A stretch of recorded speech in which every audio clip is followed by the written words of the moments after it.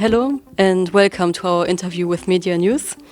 Our first question would be, could you introduce yourself, tell us a bit about your background? Dembash. My name is Marija. I come from Skopje, Macedonia, and I'm part of the Dunja collective, which is an anarcho-communist collective in Skopje, and I could say it's the only autonomous space in the city right now. I've been organized with them for a while now, but also through this collective and through this social center, actually, I also got to into contact with the Academy of Democratic Modernity. So since last summer, I've been also more and more actively involved in the works of the Academy and helping and supporting their work whenever I can. Okay, thank you a lot. And then could you tell us a bit about the situation of women in Macedonia? Yes, actually last year, before I, at the same time when I got involved with the Academy, I also started working for women's rights organization in Macedonia. And this was my first really direct experience with this area. And I can tell you that the situation is horrible as everywhere around the world. So I think for Macedonia, what is specifically more horrible is that the women don't know that they're being oppressed. They're not aware that their freedom is still taken away from them. So they feel, in this Western liberal sense, relatively free, and they actually don't feel the need for the women's struggle. So they are actively resisting and opposing feminism and feminist thought. And they are drawn more to the conservative values of the patriarchal family in an attempt to kind of protect themselves from their liberalism. So there's a big contradiction there. They're a bit confused about it. Also, the violence against women is horrible. It's getting worse and worse day by day. Most recently, there was this. I will show you this one case to just give you an example, to paint a picture. There was a case in the city of Veles where a 14-year-old girl was being sex trafficked by a group of men. And when this finally broke out, the police intervened. They arrested these men. What then the judge said in the court was that we really need to think about where minors are moving, where they go. So again, putting the blame on the victim, like it was her fault that she was hanging out with certain people or going to certain places, without realizing that it should be safe everywhere for minors and children to move and to talk and to discuss and to hang out. So again, we see that the perpetrators are seen as, these are these men who are somehow sick in their mind, they're psychopaths, but it's actually the girl who should be careful and be aware of this and protect herself. So completely, again, the reverse of what is the truth, right? And then the court actually gave out a sentence for these men that's below the legal minimum of the sentence. So the legal minimum for sex trafficking is 8 years, and they got 5 years in prison. And right now we're trying to organize the women in Macedonia and the women's movement to learn more about this case. We have more or less of a direct contact with the girl who was being abused, and she is also she's under a lot of stress, so she doesn't really want to go public with the whole case and organize. So it's hard to also protect her feelings, her safety, but also rise up against this completely unlawful and unjust sentence. Yes, thank you so much for describing the situation of women in Macedonia and then also giving us insights into the work that you're doing.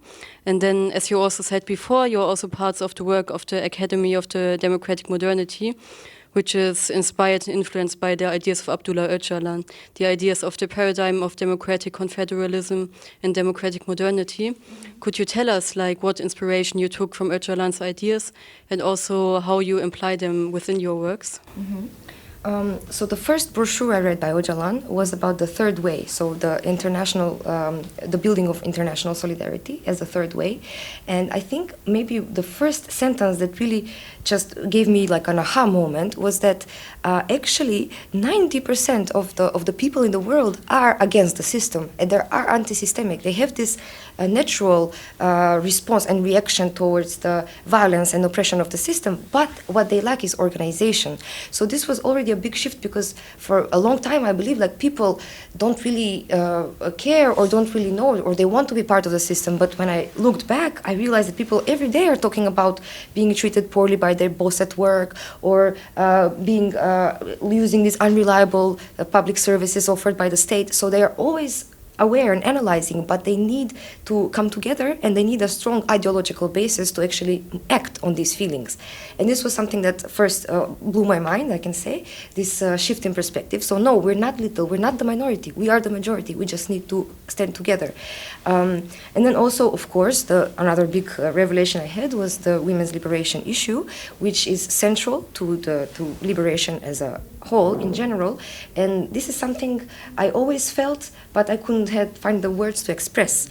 And for a long time, I was actually, as a woman, very angry at fellow women for not organizing against this patriarchal system. I thought, they're complicit, they accept it.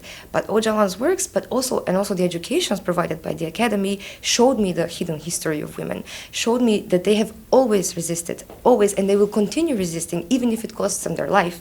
And this gave me so much motivation and inspiration, and again, it restored my faith in women, in my own gender.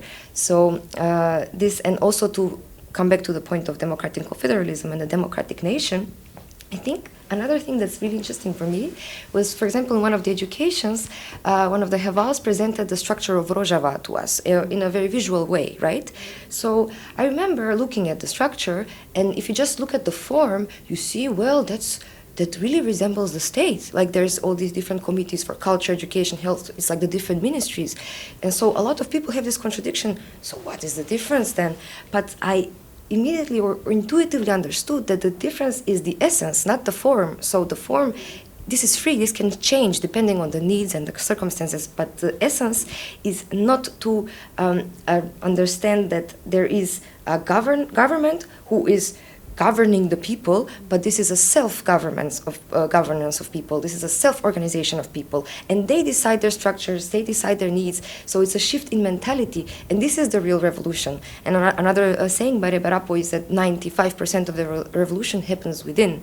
So this is something that I really always knew in a very intuitive way, but now I have the words and the concepts to actually discuss it with my comrades as well, who are very much for organizing, but they're not so keen to self-analyze and discover the system within.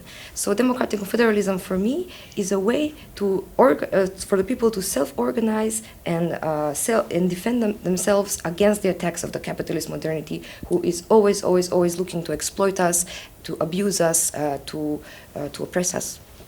Yes, thank you a lot. And then one last question would be, like at the moment you're taking part in a women's delegation, which is visiting different Kurdish press institutions. For example, you saw Jin TV, the women-only Kurdish television. You also saw Nevaya Jin, which is the newspaper also being produced by women. And then today you also saw Sterk TV and Media Hub, two Kurdish televisions. Could you tell us, like when visiting these press institutions, which was one thing that inspired you the most, or that maybe also surprised you the most? Yes, first of all, what really inspired me was that the Hevals told me this is the first such delegation happening. So it's considered a historic moment in the history of the movement, and I was honored to be invited to be part of it.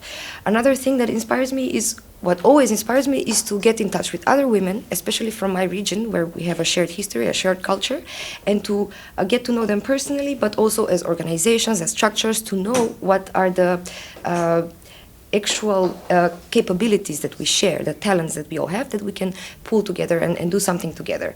But then coming to the delegation finally, or coming to this tour, I have to say, I visited all these different media, but I was most touched by Jin TV, by the women's television, simply because it was really inspiring to see how the women are not treating it as work or something to do for money, but they're treating it as their mission, as their life, and they're all very dedicated. They don't mind getting up early in the morning, they don't mind staying late, they don't mind giving their effort, their soul, putting it into this work. And I'm sure this is the same for the mixed media, I realize this, but it's always nice to see strong women acting together. And also I have to say, I think it's a very lucky, or it's a good moment, an opportune moment to be now part, or to now visit the Kurdish Free Press, the Kurdish Free Media, because it's a very tumultuous time, right? So we have first the death sentences of Paksan Azasiev and Shamoradi, who are, Paksan is a journalist, so it's directly connected to media work. And now we have an opportunity with women from the Balkans to organize in solidarity and to stop the death sentences and to abolish this death sentence in Iran altogether, right? So it's a good moment. And another good aspect of it is that right now, as we know, there's chaos happening in Syria again, which started very unexpectedly for me. To be fully honest with you, I don't understand all of the geopolitics that's behind it. So it's been nice to be able to talk to the journalists, to the Hevautsvar journalists who have a deeper analysis and much more information than me, and they can explain the situation to me. So now I realize a bit more what's happening, because it's, I think for people who are not so in touch with everything all the time, it's very confusing with all the acronyms, with all the letters. Okay, so this is who, this is okay, this is Turkey, this is Syria. But Heval sat down with me yesterday and actually explained the whole situation to me. And I also read a bit after that.